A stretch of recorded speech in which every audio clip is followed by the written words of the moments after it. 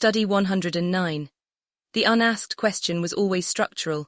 Denise Ferreira da Silva, the Kantian Program and the Affective Architecture of Liberal Capital, from the Objects of Affection collection. Speculating on an unasked question. eFlux Journal #163, May 2026. Denise Ferreira da Silva's Speculating on an Unasked Question. eFlux Journal #163, May 2026, is not a eulogy for the public intellectual. It is a structural diagnosis. In this study, Objects of Affection collection reads Ferreira da Silva's text through the Post-Luxury Conceptual Functional Art, PLCFA framework, to identify what her essay exposes and what it leaves structurally open. Namely, that the Kantian bifurcation of intellect and affect is not merely a philosophical inheritance, but the operational grammar of liberal capital. And that contemporary social media, far from replacing the hyperreal consumer landscape of legacy media, has perfected its effective mobilization apparatus. Ferreira da Silva's essay, situated within eFlux #163 broader interrogation of intellectual labor, arrives at the edge of the hollowed object and stops. PLCFA crosses it. Active lexicon for this study: hollowed object, semantic burden, affective object, spectacle of dissent, hyperreal consumer landscape, zero-sum aura, structural captivity. The field that discourse built there is a question Denise Ferreira da Silva does not ask in speculating on an unasked question. This is not an oversight, it is the argument. Her eFlux essay opens on a figure, the public intellectual of the post-Enlightenment political field, the one who played her verb in the ethical corner, whose favorite toy was discourse, whose best playground was legacy media. This figure served as moral consciousness, spoke truth to power, and acted as an agent of truth. What Ferreira da Silva does not immediately name is the structure that required this figure to exist, the framework that assigned to discourse, to the managed movement of ideas through approved channels, the entire weight of political legitimacy. She circles it, she names its operations, she identifies its beneficiaries, but the framing question, what does a system need from its intellectuals in order to keep functioning as itself, remains deliberately unasked.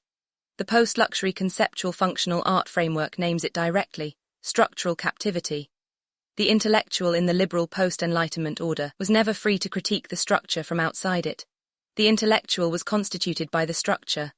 The platforms of discourse, the newspaper column, the radio broadcast, the university press review, were not neutral conduits for truth. They were the load-bearing walls of the architecture. To speak through them was already to accept the terms of the architecture's own self-legitimation. Ferreira da Silva's essay, read this way, is not about the end of the public intellectual. It is about the moment when the architecture's concealment becomes visible, when the walls stop looking like walls and start looking like ruins. The public intellectual did not speak truth to power. The public intellectual was the form through which power authorized the concept of truth to speak on its behalf. Kant's bifurcation and its political afterlife, the philosophical engine beneath Ferreira da Silva's argument, and beneath the entire post-Enlightenment political field she describes, is the Kantian Program, the rigorous separation of intellect and affect as distinct faculties of the human subject. In Kant's architecture, the intellect reasons toward universal law. Affect, feeling, and sensation belong to the lower registers of human experience. Necessary, perhaps, but requiring governance by reason, if the subject is to achieve moral autonomy. This bifurcation is not merely epistemological. It is political. As Ferreira da Silva has argued across her major works, from Toward a Global Idea of Race, 2007, through Unpayable Debt, 2022, the Kantian subject, the self-determining, self-transparent subject of liberal political philosophy, is constructed precisely against those bodies and populations designated as governed by affect rather than intellect. The transparent eye of post-Enlightenment Europe requires as its constitutive outside the affectable eye, the subject whose interiority is subject to external forces, whose effect does not elevate but disqualifies. Race, in this framework, is not an accidental addition to the liberal subject. It is one of its structural conditions. What speculating on an unasked question does, with characteristic precision, is show that the legacy media platforms through which the public intellectual exercised moral consciousness were not neutral spaces of reason. They were the institutional apparatus that regulated the passage between affect and intellect, that sorted which feelings were translated into legitimate political discourse, and which were not. The public intellectual's role was to perform this translation, to take the effect circulating in the social body and render it into the terms that the liberal political field could accommodate. This is what OAC's Baudrillard study identifies as the simulacral function of discourse, not the representation of reality, but the production of the terms within which reality can be represented. The simulacrum of luxury study established that the hyperreal landscape operates by substituting the sign of a thing for the thing itself. The Kantian program in liberal political philosophy performs the same operation on effect. It substitutes the intellectualized form of effect, the argument, the position, the published essay for the effect itself. The raw, unmanaged feeling is always already too dangerous. The Kantian bifurcation did not describe the human subject. It authorized a management protocol for determining whose effect would receive institutional translation and whose would not. Legacy media as affective infrastructure. When Ferreira da Silva identifies legacy media as the public intellectual's best playground, she is making a precise institutional claim. Legacy media, the newspaper of record, the radio program, the television editorial, the journal of ideas, was not merely a distribution network for intellectual output. It was the effective infrastructure of the liberal political order, the apparatus through which effect was first captured, then processed, then returned to the social body in a form the political field could absorb without disruption. The public intellectual was the switchboard in this infrastructure. She received the unprocessed social effect, the rage, the grief, the aspiration, the fear, and converted it into discourse, arguable propositions, publishable positions, debatable claims. Byung-Chul Han's diagnosis in OAC's Aesthetics of Endurance study of the hyper-attention economy is the contemporary sequel to this operation. The infrastructure has changed, but the function has not. What was once managed through the editorial column is now managed through the algorithm. Both regulate what Walter Benjamin identified as the aura of the political moment, the sense that what is happening here is real, urgent, consequential, by controlling the channels through which that sense can be communicated. OAC's Benjamin study established that mechanical reproduction does not destroy aura. It transfers aura's function from the singular object to the apparatus of distribution. The legacy media column had aura not because the ideas it contained were singular, but because the apparatus that produced and distributed it, the newspaper's masthead, the broadcaster's authority, the journal's editorial board, conferred a zero-sum aura. The sense that this argument in this outlet, at this moment, was the legitimate form of public thought.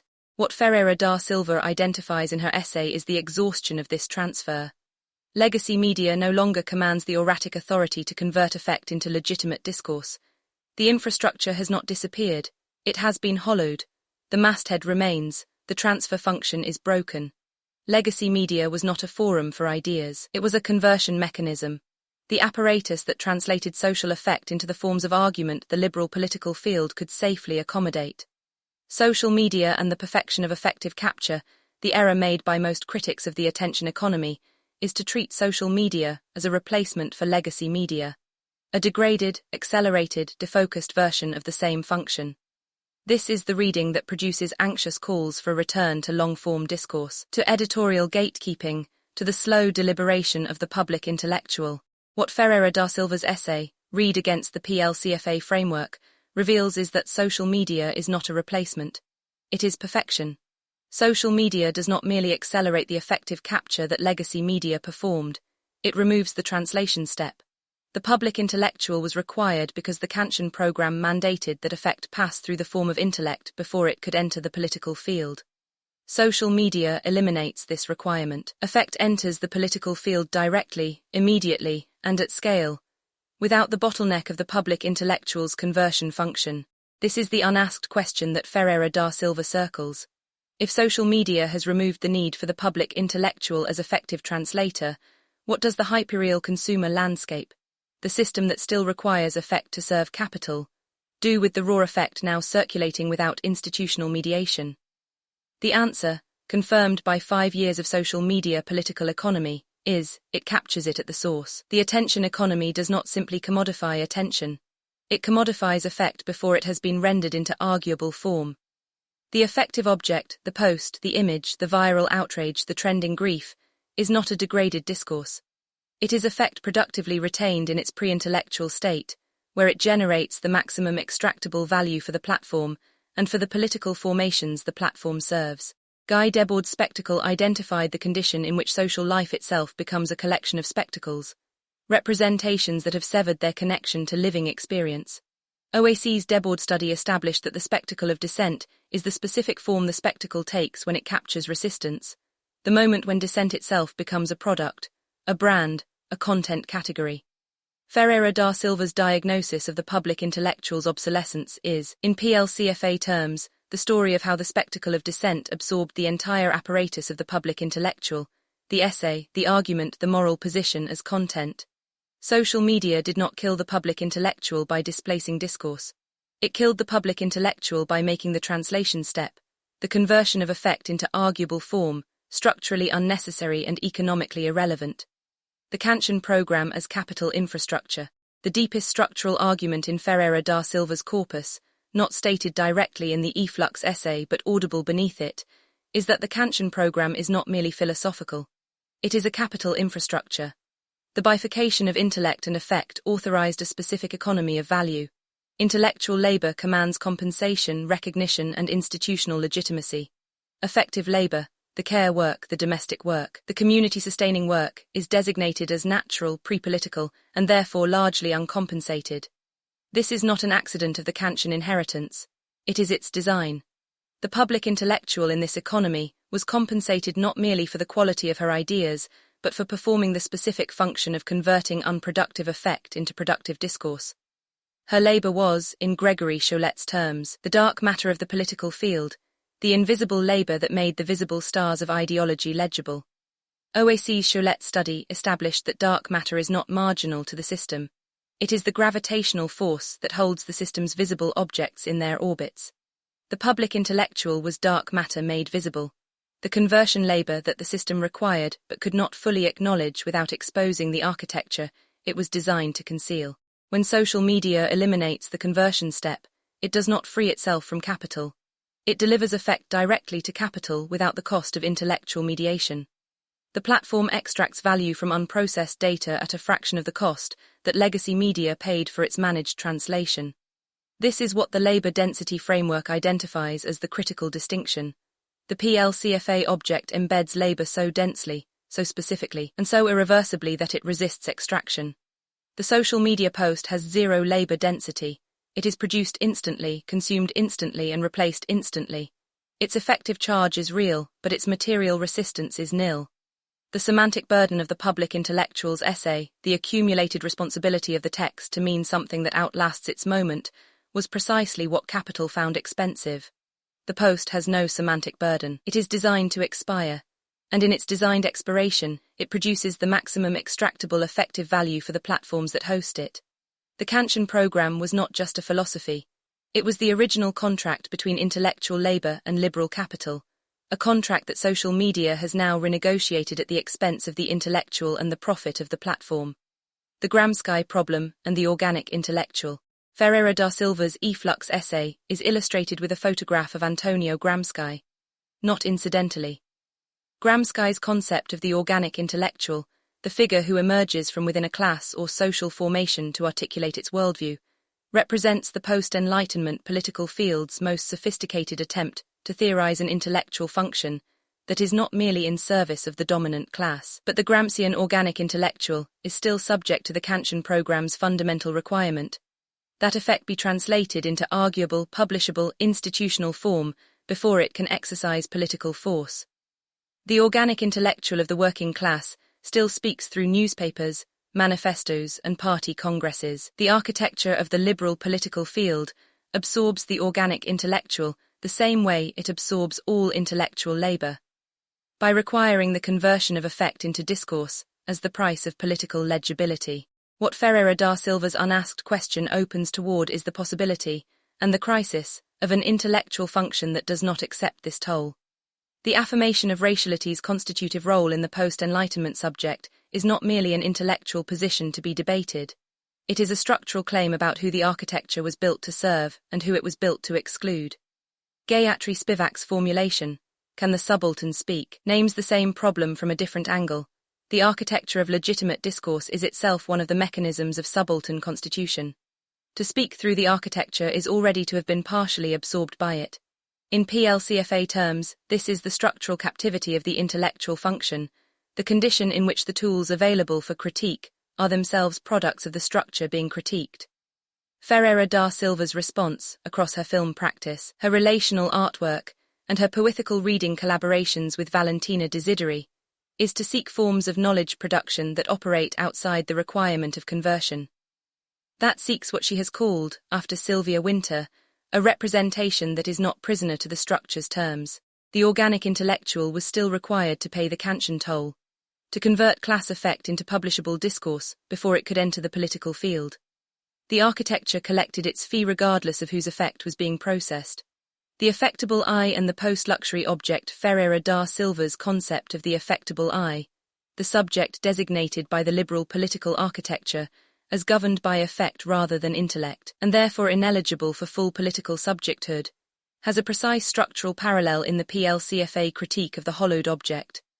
The object that has been drained of its material and historical specificity and reduced to its sign value, the logo, the price point, the brand effect, while its internal content has been evacuated. The transparent I of post-Enlightenment philosophy, self-determining, self-legislating, universalizable, corresponds to the luxury object whose brand claim to uniqueness, heritage, and timelessness is legible across all markets. The affectable I, who cannot legislate for herself, whose interiority is subject to external forces, who is constituted by conditions rather than constitution, corresponds to the object whose material reality exceeds its sign. The hand-sewn seam, the mineral weight, the sedimentary accumulation of process. OAC's study on Kathleen Ryan's Bad Fruit series, at TEFAF 2026, established that sedimentary objects whose materiality cannot be flattened into a digital image, occupy the same structural position as the affectable I. They are disqualified by the dominant valuation system precisely because they resist the system's terms of legibility. The PLCFA framework does not simply rehabilitate the affectable I as a sympathetic figure. It identifies the affectable I's condition, the condition of being governed by material specificity, by situatedness, by the irreversibility of accumulated history, as the condition of genuine narrative permanence. The transparent I's universalizability is purchased at the cost of emptying out everything that makes a subject or an object singular. The material singularity that OAC's framework places at the center of authentic value is precisely what the Kantian program's transparent subject must evacuate in order to achieve universality. AI Waiwei's cockroach, analyzed in OAC's study No. 098, embodies the affectable I's political strategy, the refusal to translate its political content into the terms of institutional legibility, the insistence on remaining materially specific and formally opaque to the logics that would absorb it. It is, in Ferreira da Silva's terms, an attempt to speak without paying the Kantian toll. The affectable I is not a subject waiting to be recognized by the liberal architecture. The affectable I is the subject whose material specificity the architecture requires to exclude in order to maintain the fiction of universal legibility. What the architecture needs now, the crisis that Ferreira da Silva's essay identifies, the obsolescence of the public intellectual, is not a cultural crisis. It is a capital crisis. The liberal political architecture required the public intellectual because it required effect to be managed, converted, legitimized, distributed in forms that served the reproduction of the order without threatening it. When social media eliminated the need for this managed conversion, it did not free itself from capital. It changed the form of capital's claim on effect. The full study is available at objectsofaffectioncollection.com.